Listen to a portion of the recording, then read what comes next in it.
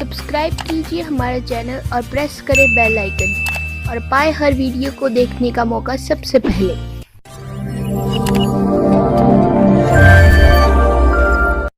इस बात ने याद रखे कि पार होने तो उद्देश्य है अपना, सतलोक चलने का उद्देश्य तो है ही है।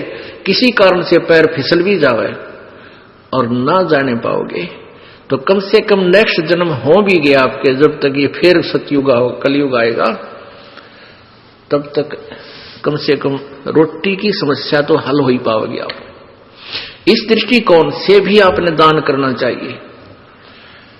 और फिर ये पांचों यज्ञ भक्ति रूपी फसल में ये खाद और सिंचाई का भी कार्य करती हैं। इस उद्देश्य से भी इसमें पीछे नहीं रहना चाहिए। अब दान की क्या व्यवस्था है। जैसे एक व्यक्ति के पास 2 करोड़ रुपये है और उसने 20,000 दान कर दिए, बहुत अच्छा दान है, कमाल कर दिया। और एक व्यक्ति के पास 2,000 रुपये हैं और उसने 500 दान कर दिए, ये उस 20,000 वाले से ज्यादा दान है उसका।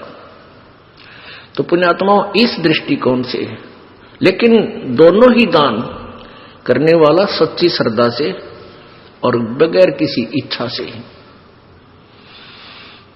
उसके एक तो हम दान करते हैं प्रतिफल की इच्छा करके,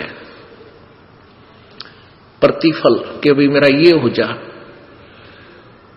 छोरा नौकरी लग जा, लड़का नौकरी लग जाए, एक पाठ कराऊं, या भैंस ठीक पैसे की बिक जाते एक पाठ कराऊं, और भी कई चीज होती है, उसके 100 रुपये दर देता हूं, ऐसा काम हो जाए। ये तो आपका यही बराबर हो जाएगा। जो ऐसे आपने जो डिमांड कर ली बालक से, वो दान कर दिया, काम आपका होगा, लेकिन वो दान यही पैरेलल हो गया आपका, इसका आगे कोई बेनिफिट नहीं। और एक दान होता है नी इच्छा, बगैर किसी मनोकामना के पूर्णा के जो दान किया जाता है, वो दोनों फल देता है आपको। यहां की सुख जो भी आवश्यकता होगी आपको, वो अवश्य प्रभु देगा और उसका पुण्य आपको सत्य यानी आगे चलने वाली कमाई में भी आपको मिलेगा। परमात्मा कहते हैं, राम रटत दारिद्र भला, चाहे टूटी घर की छान, और ये सुंदर महल किस काम के जहां भक्ति नहीं भगवान। तो पुण्यात्मा, प्रसंग चल रहा है कि परमात्मा के दरबार में बहुत ही पुण्यकर्मी प्राणी आते हैं। वैसे तो परमेश्वर की चाह में, प्रभु की चाह में भोली आत्माएं कोई तीर्थों पर जा रही है, कोई संतों के पास लाखों और करोड़ों की संख्या में एकत्रित हो चुके हैं। उनके विषय में परमात्मा कहते हैं कि देखा देखी गुरु शिष्य बन गए, किया ना तत्व विचारा। देखा देखी कैसे जाते हैं। जैसे एक पंथ के, जो बहुत बड़ा पंथ है वर्तमान में, बहुत बड़े ज्यादा अनुयायी है उसके, तो उनके अधिक अनुयायी होने का कारण क्या था। एक बार एक शहर में, रोहतक में सत्संग हो रहा था पुलिस लाइन में। उन्हीं उस बहुत बड़े जन समूह, जहां लाखों करोड़ों की संख्या में भोली आत्मा इस काल के दूतां में फंसी बैठी है, उनका सत्संग हो रहा था रोहतक पुलिस लाइन में।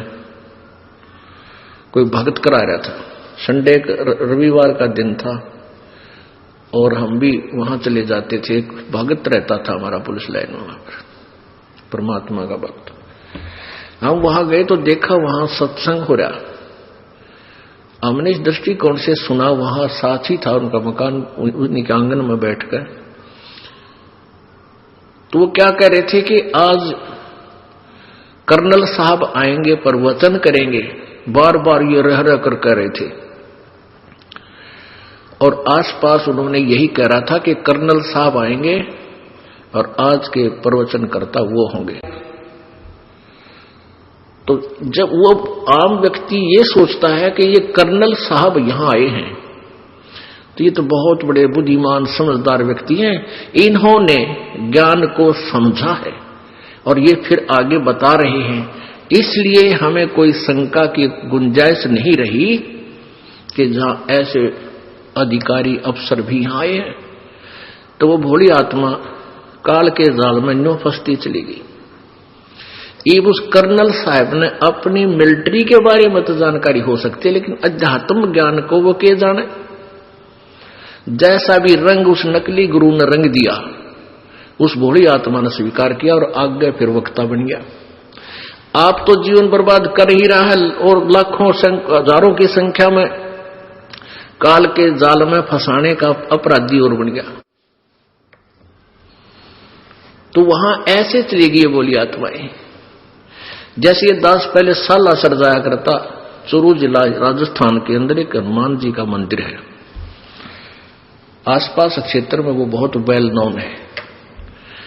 ये दास हनुमान जी का पुजारी था, बहुत अच्छा, क्योंकि श्रद्धालु ही होता है, उसका ब्लाइंड फेथ होता है।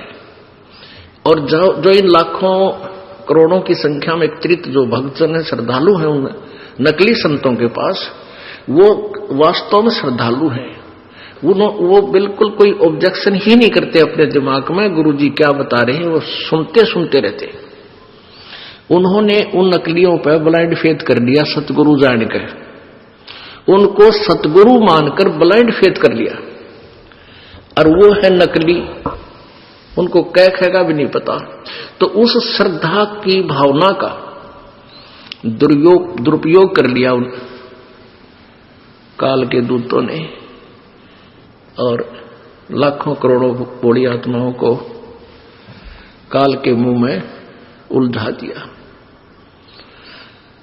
ये दास जब वहां जाता था, सालासर गांव उस शहर में, उस नगर में, गांव है ग्राम सा छोटा, तो वहां क्या देखा करते, यहां की महिमा कि भाई ये राजस्थान का मंत्री आ रहा है, ओहो भाई फिर तड़ कमाल की बात है।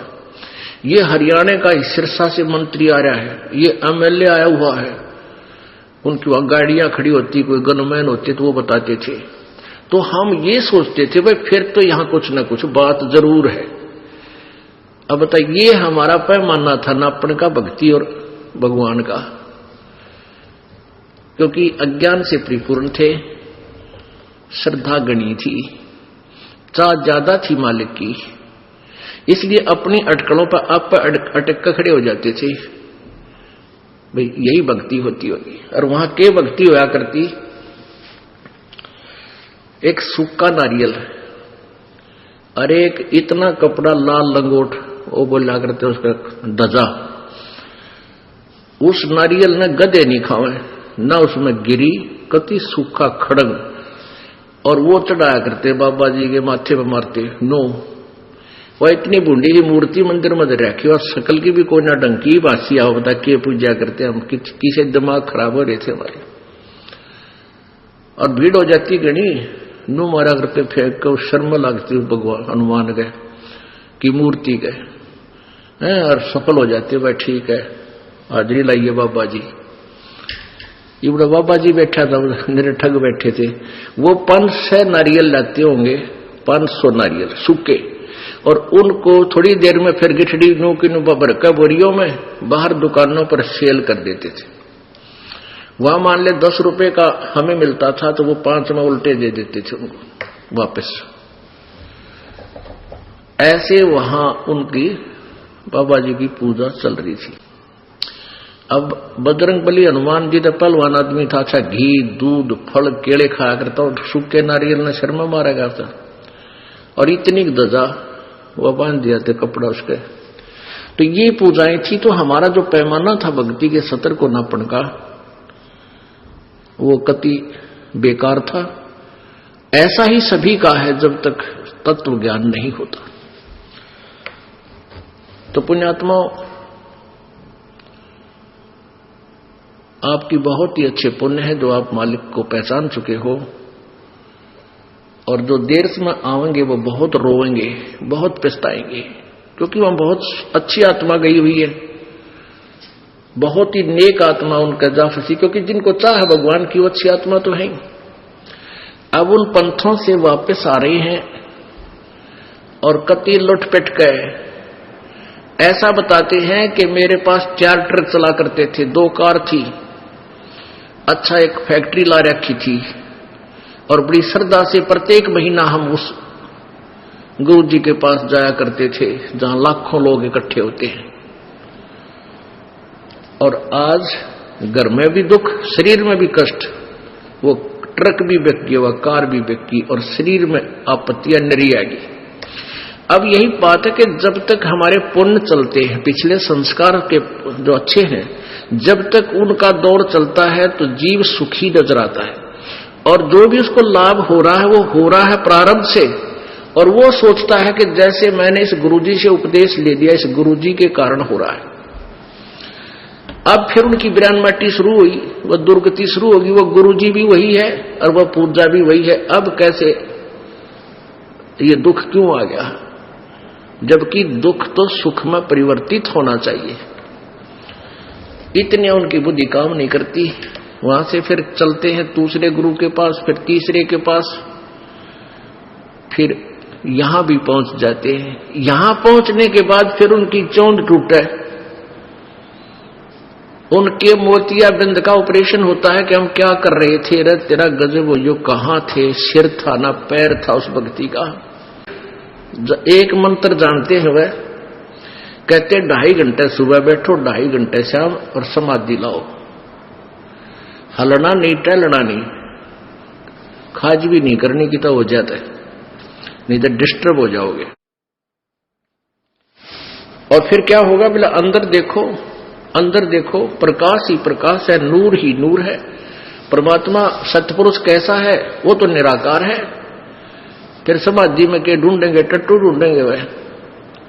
जब समाधि लगा रहे हैं परमात्मा को देखने के लिए तो लगाते होंगे, जो भी क्रिया करे प्रभु के लिए करें, और प्रभु निराकार है तो फिर क्यों डले ढो रहे हो।